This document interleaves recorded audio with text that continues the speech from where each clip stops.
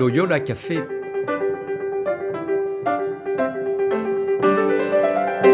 Loyola Café, on y discute philosophie et théologie.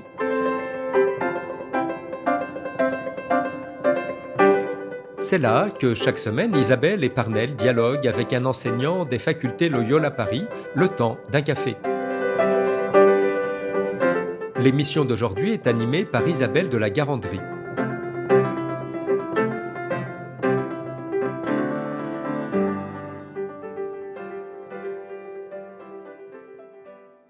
Chères auditrices, chers auditeurs, bonjour, bienvenue dans ce nouvel épisode du Loyola Café. Nous recevons aujourd'hui Sabine Algrin. Sabine, bonjour. Bonjour Isabelle. Sabine Algrin, vous êtes membre de la communauté apostolique Saint-François-Xavier, autrement dit les SFX. Tout à fait. Et vous êtes directrice toute nouvelle et enseignante du cycle Croire et comprendre ici aux facultés Loyola Paris. Et vous donnez cette année, au premier et au deuxième semestre, un séminaire intitulé « Espérance, montre-nous ton visage », raison pour laquelle nous vous recevons en particulier aujourd'hui. Peut-être déjà nous expliquer pourquoi ce cours au titre un petit peu original, « Espérance, montre-nous ton visage ». Eh bien, tout d'abord parce que nous sommes encore dans l'année jubilaire dont le thème est pèlerin de l'espérance. Donc je me dis que l'espérance était vraiment cette année, en tout cas dans l'Église et pour nous, un thème important. Mais alors le problème, c'est que l'espérance, oui, mais quelle espérance qu'est-ce qu'elle veut nous dire aujourd'hui et en quoi est-ce qu'on peut être porteur d'espérance? Eh bien, quelquefois, on est un peu dans le flou. Alors, on peut être dans les fins dernières, l'eschatologie. Alors, plus on emploie de gros mots, plus on se dit ah ben oui, ça c'est l'espérance. Ça fait sérieux au moins. Exactement. Mais alors, je me suis dit tiens, on va creuser cette notion pour essayer de voir en quoi est-ce qu'elle nous parle aujourd'hui et que oui, nous avons nous aussi à en être témoins. Donc, ce titre vient de là. Espérance, montre-nous ton visage. Une interpellation. Et cette interpellation, pour quel intérêt de le présenter en particulier aux étudiants du cycle Croire et comprendre? Et puis peut-être rappelez-nous pour nos auditeurs quelques mots sur ce qu'est ce cycle.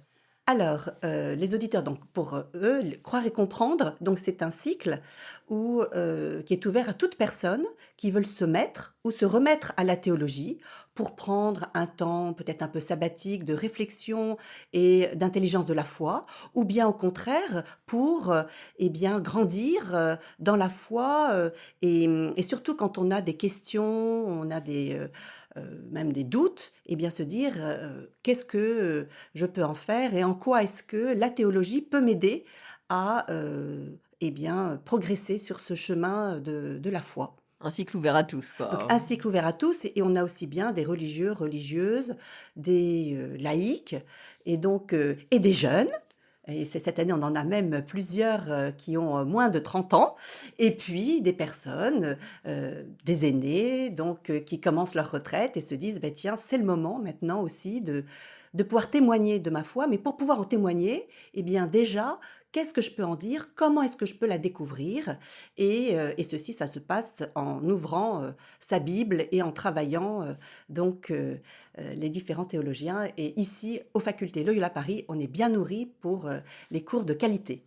Et y a-t-il des modalités de participation particulières? Alors, à croire et comprendre, donc vous avez plusieurs possibilités, ou bien vous êtes en présentiel, ou bien aussi il y a la possibilité aussi de tout suivre en distanciel ou de façon mixte.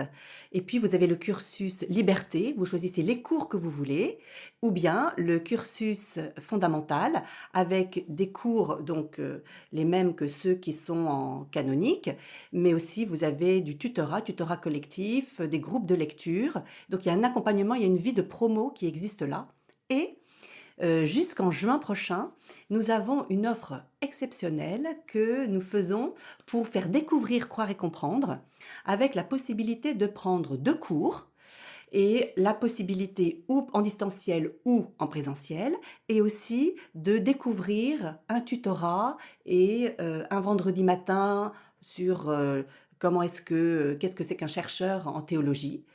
Et donc là, nous avons fait un package tout à fait alléchant pour ceux qui veulent découvrir, croire et comprendre. Et justement, donc ce cours, pourquoi celui-ci? Est-ce qu'il vous semble en adéquation particulière avec ce public? Alors, ce qui est intéressant, c'est que ce n'est pas un cours, c'est un séminaire. Et un séminaire, ce sont les étudiants qui travaillent. Ça, j'aime bien faire travailler les gens. Alors, bon, il y a quand même je dirais, le chemin qui est balisé. Et on essaye vraiment de vivre le séminaire dans une sorte de synodalité où chacun va lire les textes et ensuite s'en imprégner, voir en quoi est-ce que les textes eh bien, ont un rapport avec sa propre vie et viendra au séminaire apporter sa pierre. Et c'est ensemble que quelque chose va être construit. On ne sait pas encore à l'avance ce qui va s'y passer. Et on a eu une première séance sur les paradoxes de l'espérance, ensuite l'espérance mise à l'épreuve, et là, selon les questions et selon les expériences, eh bien, nous avançons pour donc découvrir de plus en plus le visage de l'espérance. Mais alors, je dirais que espérance, montre-nous ton visage. D'où vient cette expression? Bah, en fait, ça m'est venu parce que quand on voit Philippe qui dit à Jésus, montre-nous le Père et cela nous suffit. Je me dis, mais oui, bah, moi aussi. Allez, espérance, montre-toi et ça me suffit. Bon. Donc il y a déjà une interpellation, l'espérance comme ce qui vient à nous et non pas simplement une vertu qu'on aurait à faire grandir en nous, bien, mais qui vient d'au-delà et qui vient se présenter à nous. Le problème, c'est saint Paul. Parce que saint Paul aux Romains, au chapitre 8, eh bien, nous dit exactement, donc Romains 8, 24-25, « Nous avons été sauvés, mais c'est en espérance. Voir ce qu'on espère, ce n'est plus espérer. » Espérance, montre ton visage. Voir ce qu'on espère, ce n'est plus espérer. Ce que l'on voit, comment peut-on l'espérer encore? Aïe. Mais nous qui espérons ce que nous ne voyons pas, nous l'attendons avec persévérance. Alors là, c'est foutu. Bah, c'est sacrément paradoxal, ouais. Exactement. Montre ton visage, ben non, il n'y en a pas, justement. Alors, c'est là où, on a vu que c'était paradoxal et voir comment est-ce que, l'espérance peut-être n'a pas un objet défini comme pourrait avoir l'espoir. L'espoir, on espère quelque chose qui peut venir ou ne pas venir. L'espérance nous conduit au-delà. Au-delà de ce que l'on peut tenir, au-delà de ce que l'on peut maîtriser et qui finalement fait que c'est l'espérance qui va se manifester alors qu'on ne l'attend pas. On pourrait dire aussi que l'espérance, c'est une des facettes justement de la présence de Dieu qui vient à nous alors que l'horizon nous semble bouché, alors que nous, à vue humaine, on n'a pas de raison de pouvoir dire ce qui va se passer. Cette espérance et cette ouverture qui nous est donnée à un moment où on ne l'attend pas. Une espérance qui est donnée. Vous avez mentionné quelques-uns des thèmes que vous déployez dans ce séminaire, mais est-ce que vous l'abordez comment? À partir des expériences, de textes, de la Bible? On vient d'entendre un petit extrait. Comment? Alors, là, à chaque fois pour nos séminaires, nous choisissons, nous voyons comment procéder. Et ce que j'aime bien, c'est d'abord problématiser donc, le thème, donc l'espérance, voir en quoi est-ce que cette espérance n'est pas spécifiquement chrétienne au départ, que toute personne espère, faire la distinction entre espérance et espoir, même si l'espérance se nourrit d'espoir, mais elle va au-delà. Quand l'espoir se brise sur l'impossible, l'espérance, elle, peut traverser cet impossible.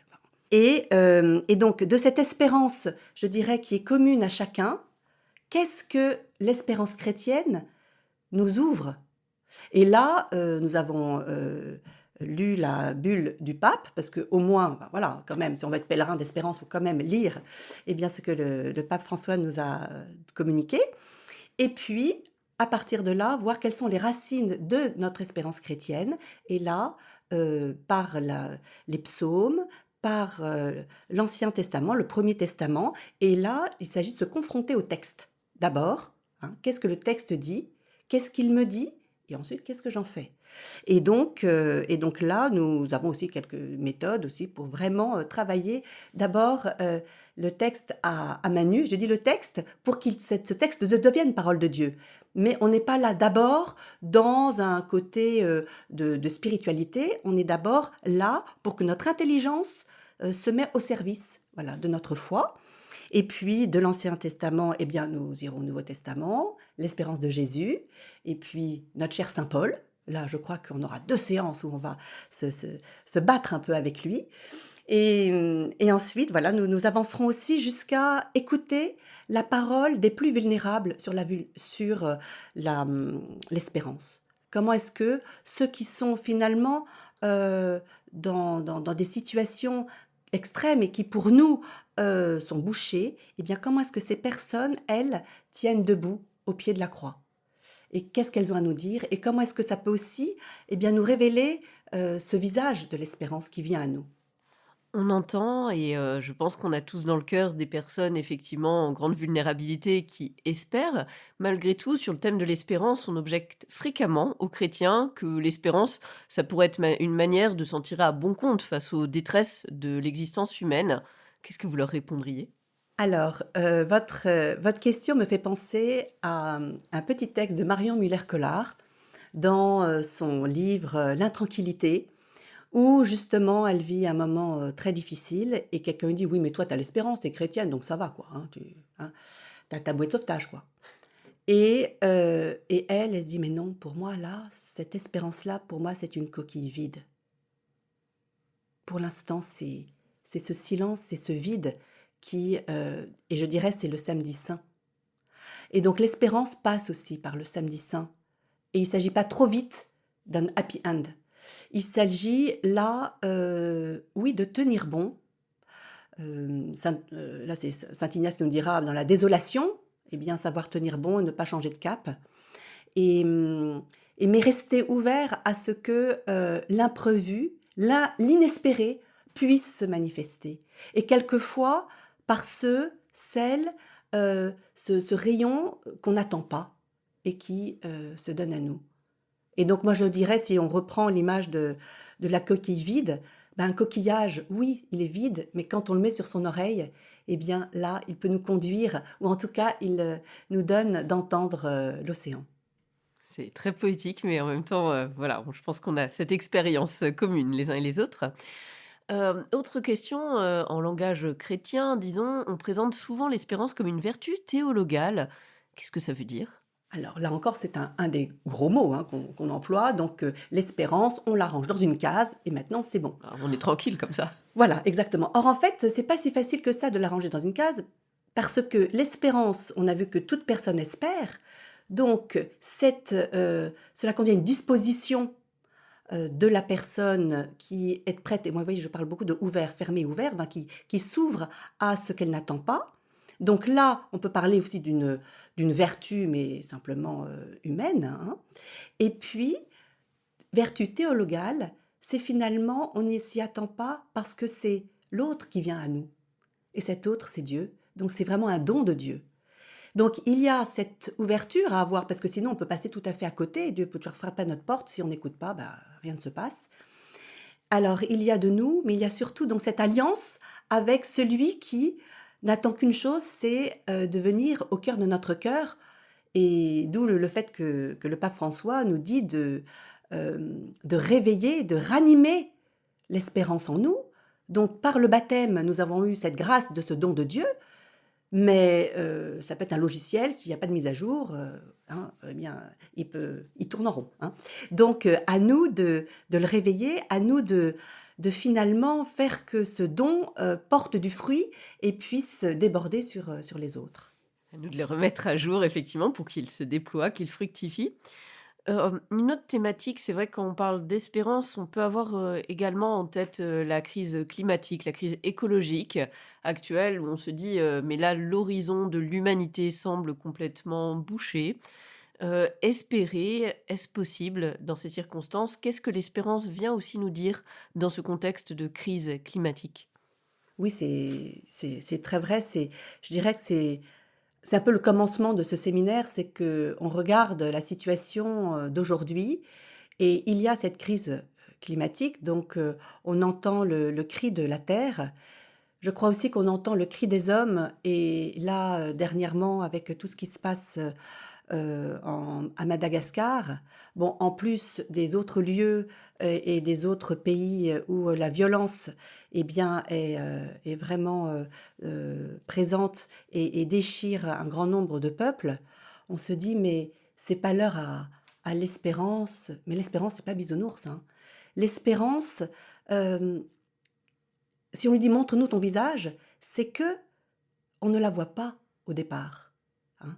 Elle est là, elle est présente, et à un moment donné, dans ce tunnel de violence ou de crise, eh bien, ce rayon arrive. Bon, mais je veux dire, c'est au cœur du drame. Je veux dire que même c'est au cœur du drame que une ouverture quelquefois peut arriver. À la croix, eh bien, c'est au moment du cœur transpercé du Christ que jaillit l'eau et le sang. Et il y a quelque chose de cela aussi, de l'espérance, qui fait que c'est au cœur des épreuves que l'espérance vient se manifester. Mais on ne peut pas le dire la fleur au fusil. On ne peut que la supplier ou crier vers elle. Oui, c'est un rapport avec le cri finalement. Nous approchons de la fin du podcast, alors un mot de la fin, Sabine Algrin? Alors, je peut-être 2 mots, parce que je crois que cette espérance, les écrivains en parlent vraiment bien. Alors, tout d'abord, Bernanos. L'espérance est une vertu héroïque. On croit qu'il est facile d'espérer, mais n'espèrent que ceux qui ont eu le courage de désespérer des illusions et des mensonges où ils trouvaient une sécurité qu'ils prenaient faussement pour de l'espérance. Et c'était en 1944. Et enfin, Charles Péguy, qui nous parle de l'espérance comme d'une petite fille qui tire ses 2 grandes sœurs, la charité et la foi, vertu théologale.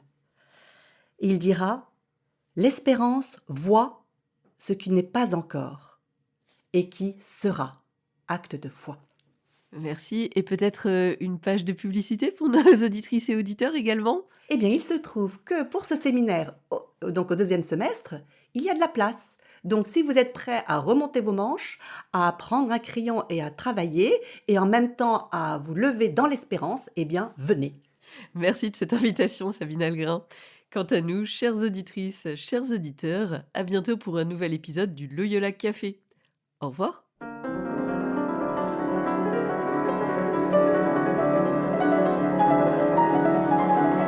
Vous écoutiez Loyola Café, le podcast des facultés Loyola Paris. Pour ne rater aucun épisode, abonnez-vous gratuitement sur votre application préférée, Spotify, Deezer, Apple Podcast ou YouTube Podcast.